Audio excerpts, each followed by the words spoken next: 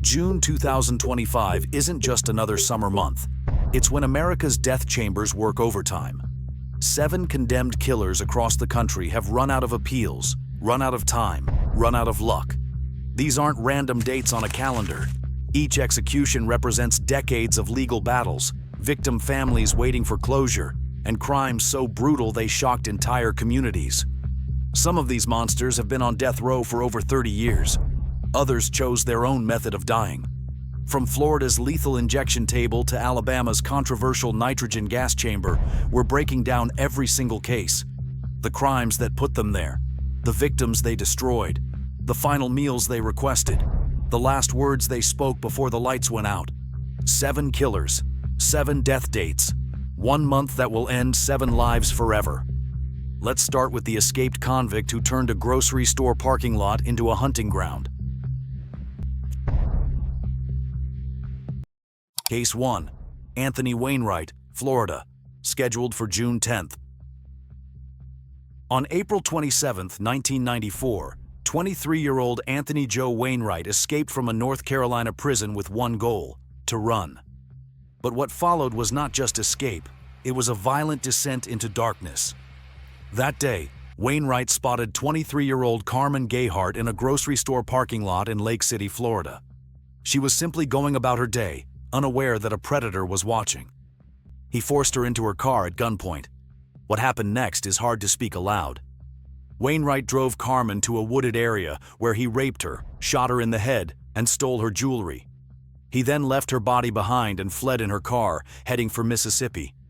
But his run didn't last long. A day later, he was arrested after a shootout with Mississippi police. DNA evidence linked him to the crime. In court, prosecutors painted a picture of a cold-blooded killer. Wainwright claimed he didn't intend to kill her, that the gun went off accidentally, but the jury didn't buy it. He was sentenced to death in 1995. For nearly 30 years, he sat on Florida's death row, filing multiple appeals, all of which were ultimately denied. According to Florida's Department of Corrections, Wainwright is scheduled to be executed by lethal injection on June 10, 2025, at Florida State Prison. Unless there's a last-minute stay, the man who once ran from prison will be stopped permanently. Case 2. Gregory Hunt, Alabama, scheduled for June 10th. Gregory Hunt's story begins in the summer of 1988 and ends possibly on June 10, 2025. In the early hours of July 4, 1988, Karen Lane's apartment in Montgomery, Alabama, became a crime scene. Neighbors reported hearing screams.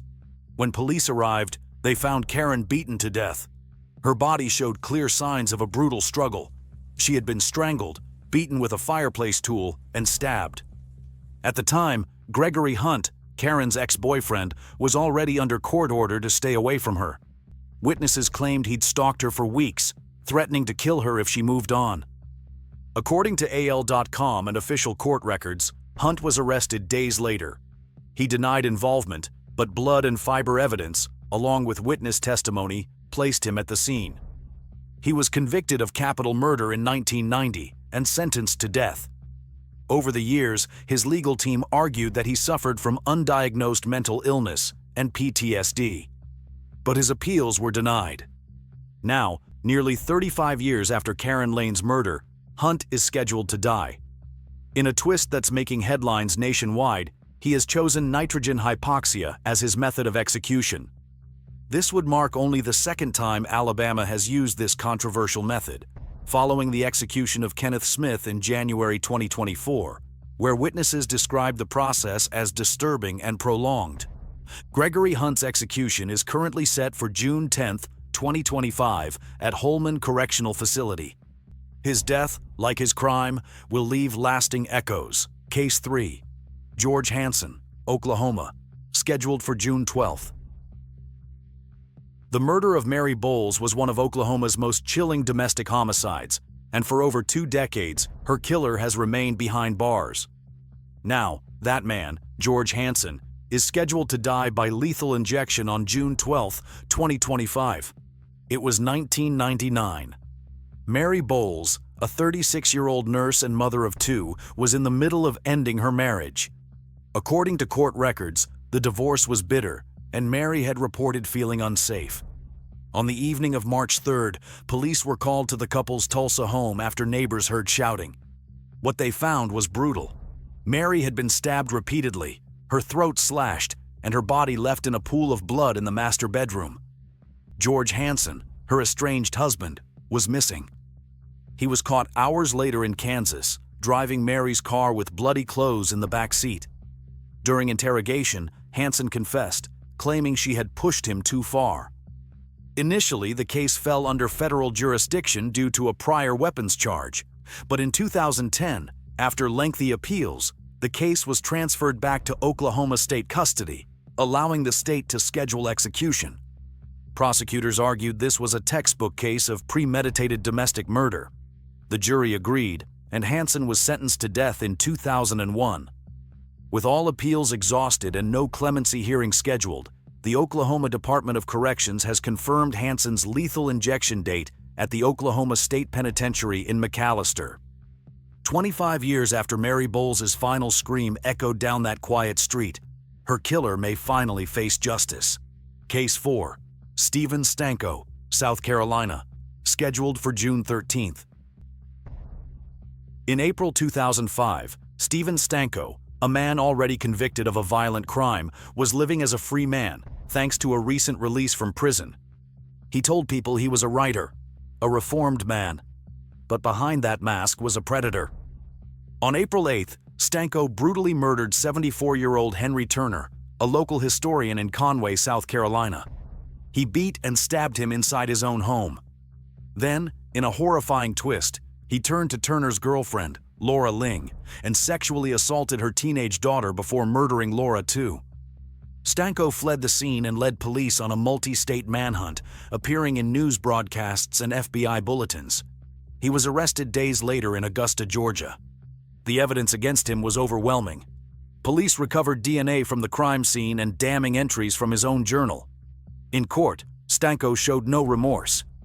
In 2006, a jury sentenced him to death, calling the murders the worst kind of evil. Now, nearly 20 years later, Stanko is scheduled to die on June 13, 2025. South Carolina allows death row inmates to choose between electrocution, firing squad, or lethal injection. Stanko has opted for lethal injection, despite years of legal debate about whether the drugs used cause undue suffering. The execution is set to take place at Broad River Correctional Institution. Laura Ling's daughter, now an adult, has remained vocal, saying in interviews that she wants to see the man who destroyed her childhood finally held accountable. Case 5. Scheduled for June 25th. Richard Gerald Jordan holds a dark record in American legal history. He is Mississippi's longest-serving death row inmate, having spent nearly 50 years awaiting execution. His crime dates back to 1976, a carefully planned, cold-blooded kidnapping and murder that stunned the state. Jordan posed as a potential homebuyer to get inside the home of Edwina Martyr, a wealthy Jackson businesswoman. He kidnapped her at gunpoint, demanded a $25,000 ransom from her husband, and then, just hours later, shot her in the back of the head and buried her in a shallow grave. When police caught him in Florida, he confessed. He even led them to her body. He was convicted and sentenced to death in 1977. But since then, his case has become a legal marathon filled with reversals, retrials, resentencing, and appeals. Jordan's lawyers have argued that the state violated plea agreements and that executing him after 50 years constitutes cruel and unusual punishment. But the courts have now cleared the way. According to the Mississippi Department of Corrections, Jordan is scheduled for execution on June 25, 2025. His method of death has not been formally announced, but under Mississippi law, the state can use lethal injection, nitrogen gas, firing squad, or electrocution, depending on availability. Jordan has not made a public statement about his final wishes. At 79 years old, he may become one of the oldest Americans ever executed. Nearly half a century after Edwina Martyr's last breath, the man who ended her life may finally take his. Case 6. Percy Hutton, Ohio, scheduled for June 18, 2025. On June 18, 2025, Percy Hutton is set to face execution in Ohio over 4 decades after the brutal murder of his friend and mechanic, Derek Mitchell. The crime occurred in 1985 in Cleveland. According to court records, Hutton accused Mitchell of stealing from him and demanded restitution. When Mitchell didn't comply, Hutton, alongside 2 accomplices, forced him into a car, drove him to a home, and executed him with a single gunshot to the head. Witnesses stated that Hutton orchestrated the abduction, participated in the beating, and gave the final order to kill. In 1986, he was convicted of aggravated murder, kidnapping, and aggravated robbery. He's been on death row since his execution was delayed multiple times due to legal and procedural appeals. Over the years, his defense attorneys have raised concerns about trial errors, ineffective counsel, and inconsistent statements from witnesses. They've also argued that Hutton's sentence was disproportionate compared to his co-defendants. Still, the courts have consistently upheld his conviction. With his execution now scheduled for June 18, 2025, Hutton's attorneys are seeking clemency, citing his age and length of incarceration. But for the family of Derek Mitchell, the date represents long-awaited justice. If carried out, Hutton's execution will mark another chapter in Ohio's troubled death penalty history, a system under intense scrutiny for its inconsistencies and delays. Case 7. Timothy Hoffner, Ohio. Scheduled for June 18, 2025.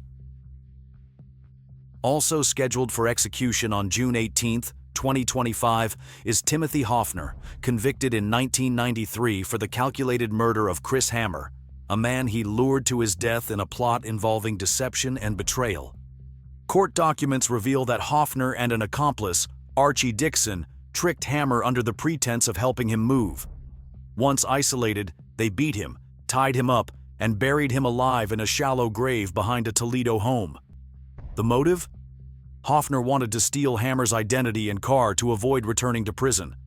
The crime shocked the Toledo community and was described by prosecutors as cold-blooded and premeditated. Hammer's body wasn't discovered until weeks later. Hoffner confessed to his role, but later claimed his confession was coerced. His legal team has since argued that his intellectual limitations and childhood abuse should have been mitigating factors in sentencing. Hoffner has spent more than 30 years on death row, with multiple execution dates set and postponed over the years due to legal appeals and questions about Ohio's lethal injection protocol.